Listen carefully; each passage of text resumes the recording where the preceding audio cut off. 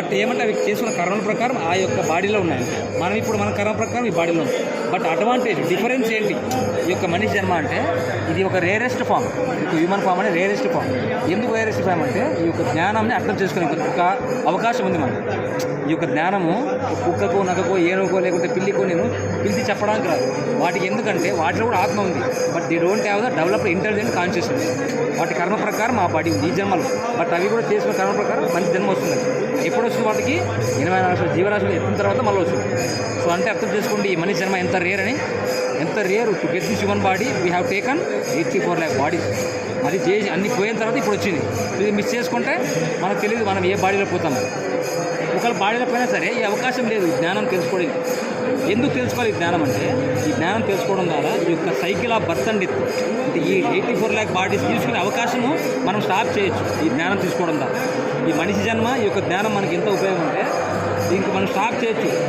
లేదంటే మనం ఎందుకు 84 లక్షల బాడీలు తీసుకోవాలి, శరీరాలు తీసుకోవాలి, అవునా కాదు? ఒక శరీరం ఉండకూడదు మనకి, ఒక ఒక ఒక ఇల్లు ఉండకూడదు కూడా, ఒక ప్రపంచం ఉండకూడదు, పర్మనెంట్ ప్రపంచం. అది యాక్చువల్గా కృష్ణ చెప్తున్నాడు. అసలు యాక్చువల్గా మీరు ఉండే ప్రపంచం అంటే మీరంటే మనం జీవనం ఉండే ప్రపంచం అంటే ఇది దుఃఖాలే మన శాశ్వతం. Krishna is certifying in Bhagavad Gita the world where we are in actually it is called as దుఃఖాలయం నా శాశ్వతం. It is place of misery, it is temporary, it is not permanent one. Temporary body, temporary home, temporary name, fame, temporary relationships, everything is temporary. So it's telling Ashashwati, and it is a place of misery. We think that it is happy, like maybe అంటే ఓ సంతోషమైన ప్రపంచం. అలా కాదు. Temporary అంటే ఒక కొంత బలం, ఒక అర్ధగంట, గంట, ఒక రోజు, 2 రోజులు జీవితాంతం సంతోషం ఉంటామా? లేదు. అంటే place of misery actually. It is not actually place of happiness. But we living in it is our nature is looking for happiness. But we are not getting that. Why? Because they are actually spiritual soul will always look for happiness.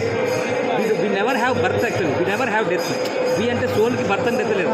But body ku based on karma and desire we are taking 84 lakh body. We are taking 84 lakh body. But actually by taking the instructions from the Bhagavad Gita, the creator who has given of this body or not only everything, so by just following the instructions in the Bhagavad Gita, we can stop the cycle of birth and death. We will eligible to go to the spiritual world where we belong to. By giving any discipline, the spiritual spirit soul belong to the spiritual world. Spiritual world we belong to. అది eternal world అనమాట. Eternal happiness, eternal body, everything eternal ఉంటుంది. ఇక్కడ ఎట్లయితే temporary ఉందో అట్లా temporary ఏముండదు. The Vaikuntha loka it's free from anxiety. It is eternal. There is no destruction. But the where in material world creation is there and maintenance is there, destruction is there. That's why Kali Yuga, one more Yuga, Satya Yuga, Yugas will come and again creation will start, again maintenance, again destruction. It's actually part of this actually material world. Material world అంటే అంత temporary, permanent ఏముంటుంది. So కానీ మనము spirit సోల్స్గా we are belong to the ఏమంటారు spiritual world. So ఆ యొక్క information మీకు ఉంటుంది. మనం ఎవరు, భగవంతుడి రిలేషన్షిప్ ఏంటి, మనం ఎందుకు ఈ పర్టికులర్ ఇంట్లోనే, ఈ యొక్క పర్టికులర్ విలేజ్లోనే, ఈ పర్టికులర్ స్టేట్లోనే, కంట్రీలోనే ఎందుకు పుట్టాం, వై వీఆర్ పుట్టిన ఇన్ సిచ్యువేషన్ అంటే మనకి అంటే ప్రాబ్లమ్స్ వస్తాయి. ఇదంతా అసలు ఎవరు మనకు చాలా ప్రశ్నలు ఉంటాయి జీవితంలో, అవన్నీ సమాధానం దొరుకుతుంది ఈ భగవద్గీత మీకు. అంటే మన గురించి, ఈ ప్రపంచం గురించి మొత్తం బేసిక్గా ఎవ్రీథింగ్ వీళ్ళు అండర్స్టాండ్ భగవద్గీత. ఈ భగవద్గీతలో అది ఉంటుంది. సో ఇంకా కృష్ణ బుక్లో ఏముంటుందంటే కృష్ణ లైఫ్ హిస్టరీ ఉంటుంది. ఎందుకు మనము సో చాలా లైఫ్ హిస్టరీ ఉంటుంది. ఎందుకు ఓన్లీ కృష్ణ లైఫ్ హిస్టరీ చదవాలి ప్రశ్న.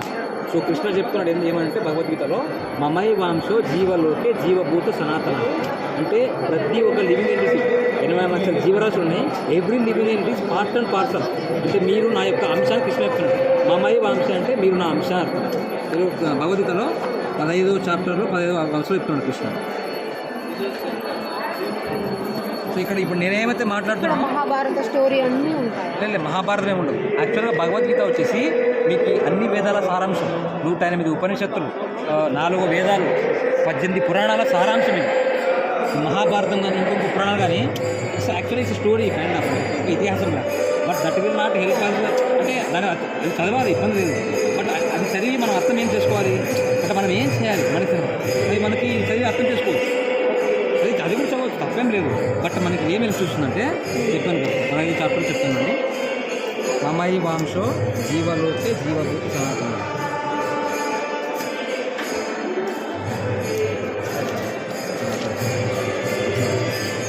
కృష్ణ చెప్తున్నాడు ఏమని, ఈ బద్ధ భౌతిక జగత్తులోని జీవులు నా శాశ్వతాంశములు, అంటే నా యొక్క eternal part and parcel Krishna చెప్తున్నాడు.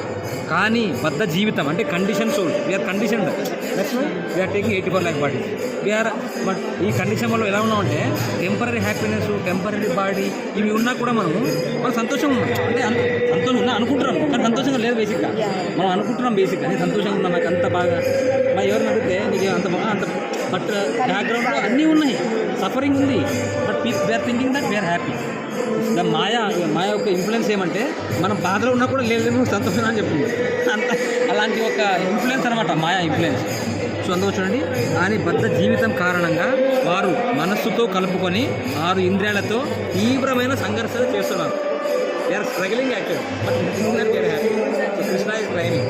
అంటే కృష్ణ ఇంకోటి చెప్తున్నాడు ఏమని, నేను ప్రతి ఒక్కరి హృదయంలో, అంటే మనిషి ఒకటే కాదు 84 లక్షల జీవరాశుల హృదయంలో ఉన్న ప్రతి ఒక్కరి హృదయంలో పరమాత్మగా ఉన్నాను.